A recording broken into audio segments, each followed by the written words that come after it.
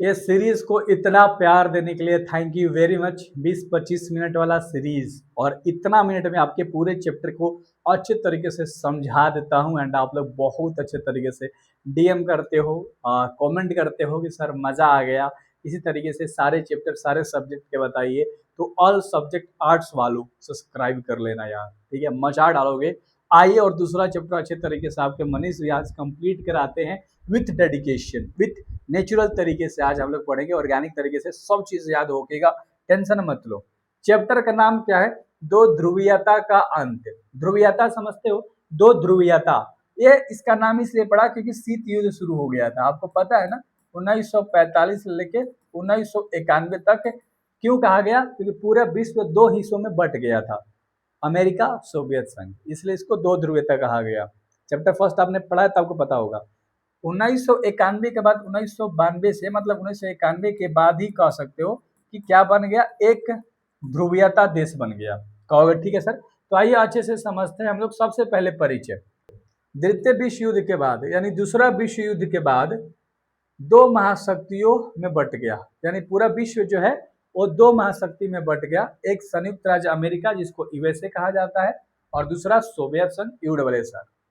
इस व्यवस्था को द्विध्रुवीय विश्व व्यवस्था कहा जाता है, क्योंकि दो हिस्सों में पूरा दुनिया बट गया तो इसलिए इसको द्विध्रुवीय कहा गया। लेकिन वर्ष 1991 में सोवियत संघ के विघटन के बाद, यानी सोवियत संघ कमजोर पड़ गया हारने के बाद, यह व्यवस्था समाप्त हो गई थी, यानी द्विध्रुवीय व्यवस्था समाप्त हो गई थी और विश्व राजनीति में बड़ा परिवर्तन आया था। कहोगे ठीक है सर, हमें अच्छे से समझ में आ गया है ना। अब एक चीज आपको मैं यहाँ पर समझाना चाहता हूँ, थोड़ा सा 1 मिनट समय लगेगा। 1939 में दूसरा विश्व युद्ध शुरू हुआ, 1945 तक ये चला। अगर पूरा डेट पूछेगा तो 1 सितंबर में शुरू हुआ था 1939 में, और 2 सितंबर, ठीक है, 1945 तक ये चला था। क्या चला था? दूसरा विश्व युद्ध, यानी वर्ल्ड वार, दूसरा वर्ल्ड वार, यानी कि दूसरा विश्व युद्ध, कहोगे ठीक है। तो ये जब विश्व युद्ध खत्म हुआ तो उसके बाद शीत युद्ध शुरू हो गया था। शीत युद्ध शुरू हुआ किन के बीच में? तो ये दो महाशक्तियों के बीच में, एक तरफ यूएसए यानी कि अमेरिका, और दूसरे तरफ यूडब्ल्यूएसआर यानी कि सोवियत संघ।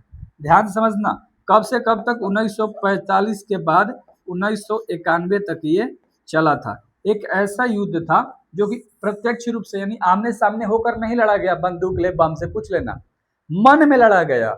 अमेरिका को लगता था सोवियत संघ अटैक करेगा, सोवियत संघ को लगता था अमेरिका अटैक करेगा, और इन दोनों इस सोच के चक्कर में दुनिया पूरी टेंशन में आ गई, पूरा दुनिया टेंशन में आ गया, पूरा देश टेंशन में आ गया, और ये दोनों बम तैयार करने लगे, हथियार तैयार करने लगे, ठीक है। और अब मतलब महाशक्ति बनने के होड़ में लग गए, मैं शक्तिशाली बनूंगा, मैं शक्तिशाली बनूंगा। और इस चक्कर में ये दोनों बहुत सारे सैनिक, है ना, गठबंधन तैयार कर दिए, मतलब सैनिकों को मजबूत करने लगे, ठीक है, मिसाइल बनाने लगे, परमाणु बम बनाने लगे। ये सब ये 1945 से 91 के बीच में करने लगे। फिर अब इसी का नाम पड़ गया द्विध्रुवीयता, है ना, याद रखना, मतलब पूरा विश्व दो हिस्सों में बट गया, क्योंकि अमेरिका छोटे छोटे देश को जोड़ने लगा, ये सोवियत संघ भी अपने साथ देश को जोड़ने लगा, तो इसी चक्कर में। कहोगे ठीक है सर, हमें अच्छे से समझ में आ चुका है। इसके बाद की कहानी है ये, द्वितीय विश्व युद्ध के बाद विश्व महाशक्ति में आया था, कहो हाँ, ये तो हम लोगों ने पढ़ लिया। अगला जो टॉपिक है ये है कि सोवियत संघ का उदय। सोवियत संघ का उदय हम लोग पढ़ेंगे। कहा सोवियत संघ एक शक्तिशाली समाजवादी देश था, यानी कि ये समाजवादी को मानता था। सोवियत संघ की विशेषता क्या थी? कि समाजवादी आर्थिक व्यवस्था बनाना चाहता था, है ना, एक दलीय राजनीति व्यवस्था बनाना चाहता था, विशाल सैन्य शक्ति थी इसके पास, और अमेरिका के बराबर महाशक्तिशाली था यह। सोवियत संघ ने पूर्वी यूरोप के कई देशों पर प्रभाव स्थापित किया था, मतलब जो सोवियत संघ है ये पूर्व यूरोप के जितने भी देश थे उन सब को अपने साथ मिला लिया था, पूर्व के। और जो अमेरिका है वो पश्चिम यूरोप के जितने भी देश थे उन सबको अपने साथ क्या कर लिया था? मिला लिया था, और दोनों में होड़ लग गया था। कहोगे ठीक है सर, हमें समझ में आ गया। तो सोवियत संघ का उदय आपने देख लिया। अब सोवियत संघ के विघटन का क्या कारण था? उदय का तो आपको पता है कि महाशक्तिशाली बना, उसके पास सैन्य था, उसकी समाजवादी जो अर्थव्यवस्था है वो आगे बढ़ रही थी। लेकिन सोवियत संघ के विघटन का क्या कारण था? विलुप्त हो गया, आर्थिक कमजोरी, है ना। सोवियत संघ की अर्थव्यवस्था कमजोर हो गई, उत्पादन में कमी, मतलब पैसे से संबंधित कमी हो गई थी, पैसे उसे अब बहुत ज्यादा नहीं जनरेट कर पा रहे थे वो लोग, जनता की आवश्यकता पूरी नहीं हो पा रही। अमेरिका अमेरिका के साथ हथियारों की होड़, है ना, बहुत धन खर्च हो गया था। मतलब अमेरिका के साथ ये जब लड़ने वाले थे शीत युद्ध के दौरान, तो ये अपने सैनिक पे इतने, मतलब सैन्य गठबंधन पे इतना ज्यादा खर्च कर दिया कि इन लोगों की अर्थव्यवस्था कमजोर हो गई। इनको ध्यान में ही नहीं आ रहा कि हमारे प्रजा है, हमारे लोग हैं, सैनिक पे पूरा खर्च करने लगे, परमाणु हथियार बनाने लगे, इस चक्कर में अपने अर्थव्यवस्था को डगाडोल कर दिया, जिस कारण से इनका विघटन हो गया। राजनीतिक व्यवस्था की कमजोरी भी इनकी हो गई थी, राजनीतिक व्यवस्था कमजोर हो गया था इनका।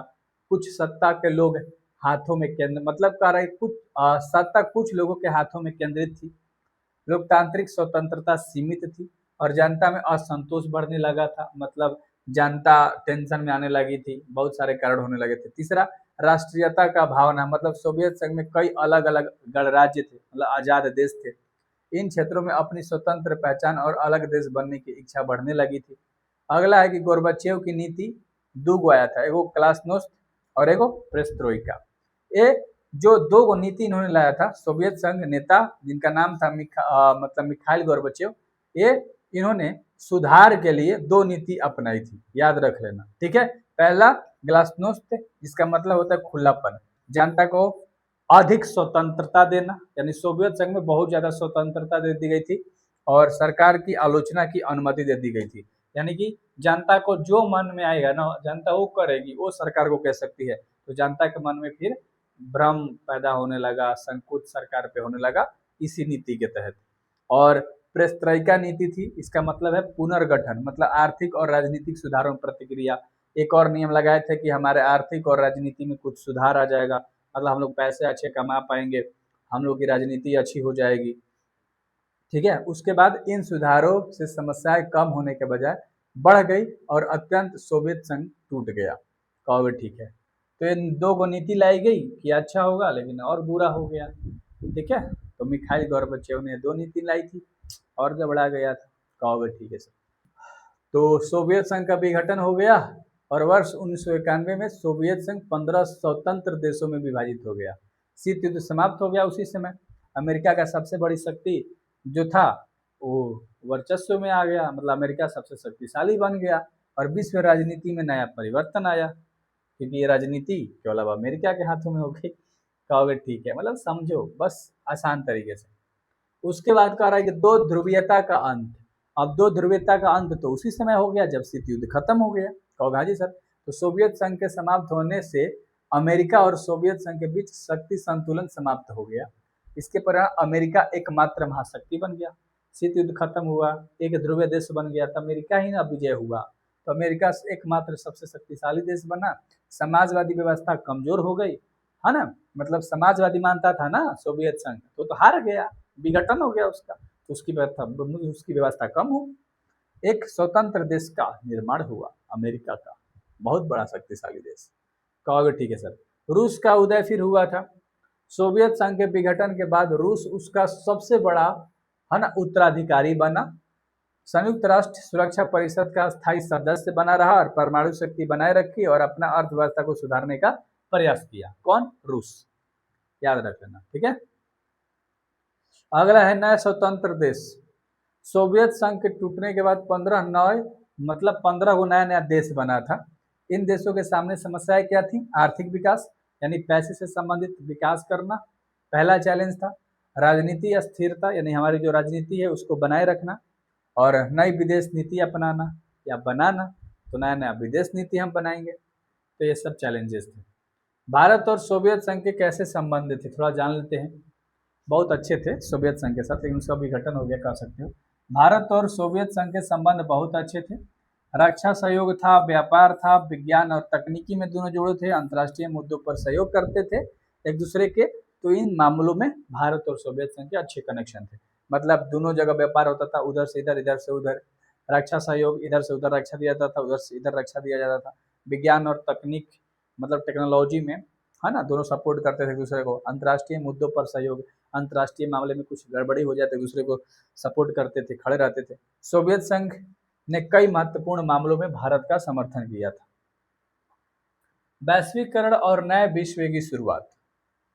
सोवियत संघ के विघटन के बाद वैश्वीकरण बढ़ा और बाजार आधारित अर्थव्यवस्था का विस्तार हुआ।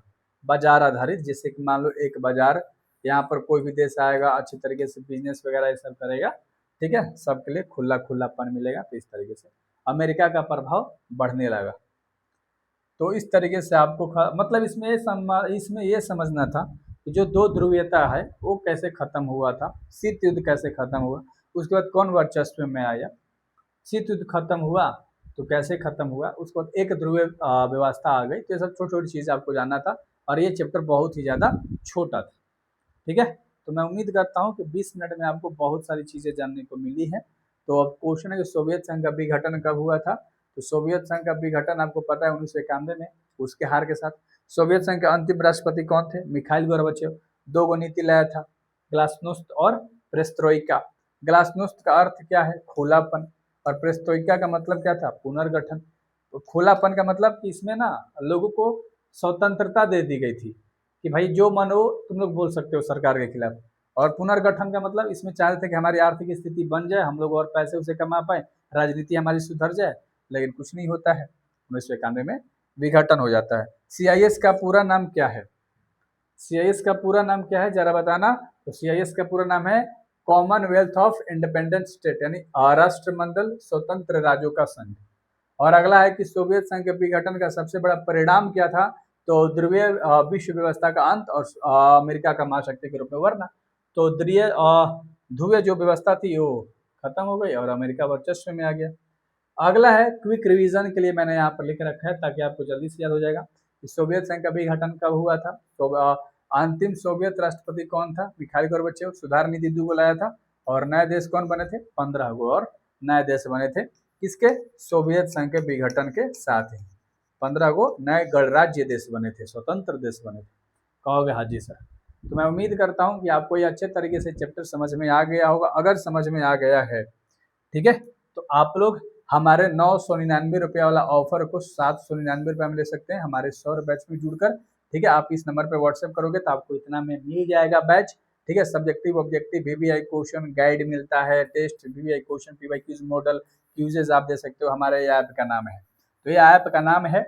बाकी सब चीज़ आप सभी को यहाँ पर मिलती है। VVI क्वेश्चन लेना होगा तो भी आप ले सकते हो नंबर पे करके, गाइड लेना होगा, नोट्स लेना होगा, ठीक है, नोट्स लेना होगा तो इतना में आपको ऑल सब्जेक्ट का मिल जाता है। ऐप का इतना दाम है बट कम है, यानी कि बैच का दाम इतना था तो इतना कर दिया है, इतना से इतना नोट का दाम कर दिया है, बाकी गाइड वगैरह 299 रुपये में आपको मिल जाएगा इंपोर्टेंट क्वेश्चन, ठीक है। तो thank you very much everyone. ऐसे ही प्यार जताए रखिएगा, अपने दोस्तों को बताइएगा और कहिएगा यहाँ से पढ़ने के लिए। ये 20 मिनट का सीरीज चलता रहेगा यूं ही, ठीक है। तो ये देखो 14 मिनट में ही खत्म कर दिया हम लोगों ने। So thank you very much everyone, मिलते हैं अगले क्लासेस के अंदर। Do subscribe.